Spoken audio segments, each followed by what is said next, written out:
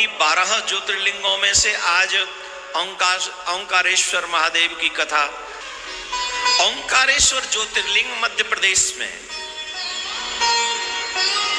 नर्मदा नदी के तट पर उपस्थित है। एक समय देवर्षि नारद गोकर्ण नामक तीर्थ में जाकर भगवान शिव की आराधना कर रहे थे। देवर्षि नारद उस तीर्थ में आराधना करने के बाद और उस आराधना को जब पूर्ण हो गई तो भ्रमण करते हुए कुछ समय बाद नारद मुनि गिरिराज बिंद के पास पहुंचे।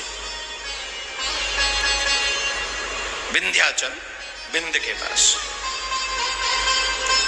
बिंद को बड़ा अभिमान था, मेरे पास क्या नहीं, मेरे पास बहुत कुछ है। नारद जी को देखकर विंध्याचल पर्वत बड़े प्रसन्न हुए और कहने लगे, महाराज बताइए मैं आपकी क्या सेवा करूं। मेरे पास ये है, मेरे पास ये है, मेरे पास, आप जो कहेंगे वो सब आपकी सेवा में समर्पित कर दूंगा। नारद जी समझ गए विंध्याचल अभिमानी हो गए और अभिमान के ही कारण ऐसा कर रहे हैं। अच्छा, नारद जी भगवान का मन है और नारायण नारायण करते रहते हैं। नारद जी को पता है कि गाड़ी खराब हो जाए तो रिंच कहाँ लगानी चाहिए है? तो नारद जी को कह बताइए, अभिमान के वशीभूत हो, आप जो कहें गुरुदेव आपकी सेवा करूं। तो नारद जी महाराज भी नारद जी थे, बड़ी लंबी सांस ली उन्होंने ऐसे करके और मुंह बना लिया। अब तुम बड़ी बड़ी डींगे आंको और सामने वाला ऐसी लंबी सांस ले ले तो तुम्हें अखरेगी कि नहीं।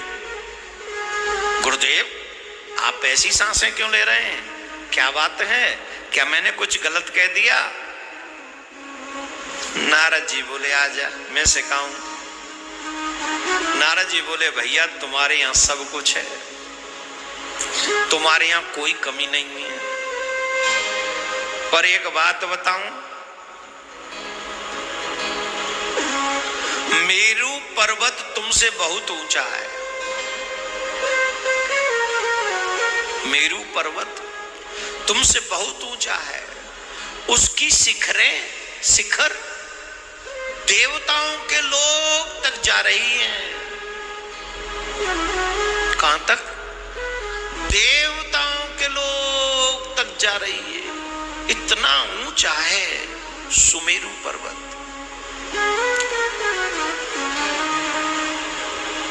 और तुम उनके आगे तो भैया क्या कहें, अब तुम्हें जितना मिला है उसी में संतुष्ट रहो।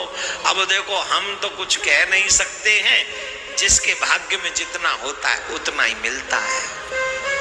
लगा गए आग नारद जी और गए। तो नारद जी महाराज विंध्याचल के घर में आग लगा गए। वो तो कहता था मेरे पास बहुत कुछ है। नारद जी बोले अभी दिखाते कितना है। सुमेरु के बता के मेरू पर्वत पे इतना कुछ है, तुझ पे कुछ नहीं। अब महाराज इस बात से ही जलन हो गई, उसके पास इतना है मेरे पास कुछ नहीं। तो बिंद ने सोचा, बिंद पर्वत सोचने लगा मेरे जीवन को धिक्कार है कि मुझसे आगे मेरू पर्वत है, मैं क्या करूं, मुझे तो सबसे आगे निकलना है। आजकल आगे निकलने की होड़ बड़ी मजबूत है महाराज। पीछे वालों को देख के सुखी होने की इच्छा नहीं, बल्कि आगे वालों को देखकर दुखी होने की इच्छा है। हमसे आगे कैसे निकल गया कोई। तृष्णा ये बहुत बुरी चीज है, ईर्ष्या। तो बिंद के मन में वही आ गया।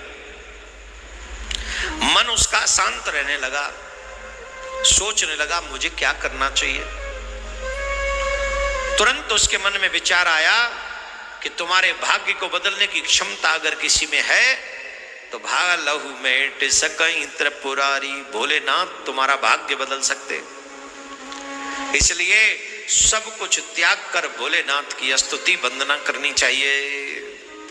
और वही निश्चय करके वह भगवान शंकर की शरण में गया। यह वर्तमान में जहां ओंकारेश्वर स्थित है, वहां जाकर उसने भगवान शिव की पार्थिव मूर्ति बनाई। क्या बनाई? पार्थिव मूर्ति, जिसकी सेवा आप कर रहे हो इतने दिनों से। आपको लग रहा है पता नहीं क्या करवा रहे हैं गुरुजी। विंध्याचल पर्वत ने भगवान शिव की प्रार्थना की, स्तुति की, तपस्या की, पार्थिव शिवलिंग का पूजन किया 6 महीने तक कंटिन्यूअस। विंध्याचल पर्वत ने बहुत कठोर तपस्या की 6 महीने तक। तब भगवान भोलेनाथ ने प्रसन्न होकर उन्होंने विंध्याचल को अपना वह स्वरूप दिखलाया जो योगियों के लिए भी दुर्लभ है, और भगवान भोलेनाथ उनके समक्ष प्रस्तुत हुए, प्रकट हुए। बोले शंकर भगवान की जय। नमः पार्वती पतये हर हर महादेव। शंकर भगवान विंध्याचल के समक्ष प्रकट हुए। कहा, हे विंध्याचल, मैं तुमसे बड़ा प्रसन्न हूं, तुम्हारी सेवा से प्रसन्न हूं, तुम्हारी पूजा से प्रसन्न हूं, तुम्हारे प्रेम से, तुम्हारे समर्पण भाव से, तुम्हारी श्रद्धा से प्रसन्न हूं। मांगो, क्या चाहते हो, जो तुम कहोगे मैं तुम्हें दूंगा। याद रखें, जब भी जीवन में कठिन समय हो, जब भी जीवन में कठिन समय हो, आशुतोष भूत भावन भोलेनाथ की अर्चना, वंदना श्रद्धा सहित करनी चाहिए।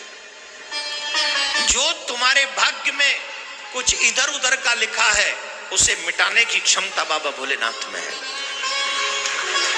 तो मेरे प्यारे, विंध्याचल पर प्रसन्न होकर भगवान कहते हैं, मांगो तुम्हें क्या चाहिए। अच्छा, विंध्य तो आया ही था किसी कारण, बस समझ रहे ना किस कारण से आया। किस कारण से आया था? कि मेरू पर्वत मुझसे ऊंचा क्यों है। तो विंध्य ने भगवान से प्रार्थना करके कहा, प्रभु आप अगर मेरी तपस्या से प्रसन्न हैं तो मुझे वह बुद्धि प्रदान कीजिए जो अपने कार्य को सिद्ध करने वाली हो। इसका मतलब है जो मैं सोचूं वो हो जाए। शंकर भगवान बोले, हे मस्तु, ऐसा ही होगा, तुम अपने कार्य को सिद्ध करने में सफल होगे। कह दिया। विंध्य प्रसन्न हो गए। वैसे यहां इस ज्योतिर्लिंग की कथा में ये सीमित प्रसंग है विंध्य का। उसके बाद प्रसन्न हुए, देवता भी वहां उपस्थित हो गए। देवताओं ने शंकर भगवान की स्तुति की, प्रार्थना की, हे प्रभु हम पर कृपा करो। अब आप जब यहाँ आ ही गए हो तो हमेशा आप यहाँ उपस्थित रहो, यहीं पर विराजमान रहो, और यहाँ जो आपका दर्शन करें उन सबका कल्याण करो। हे नाथ, आप ऐसे ही कृपा करो।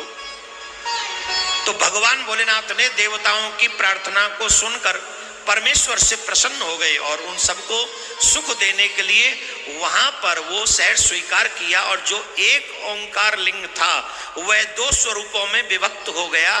पहला ओंकारेश्वर और दूसरा अमलेश्वर के नाम से संसार में प्रसिद्ध हुआ। ये दोनों ही शिवलिंग भक्तों को अभिष्ट फल प्रदान करने वाले हैं। उस समय देवता और ऋषियों ने उन दोनों लिंगों की खूब विधिवत पूजा की, अर्चन किया, वंदन किया, अभिषेक किया। बोलो ओंकारेश्वर महादेव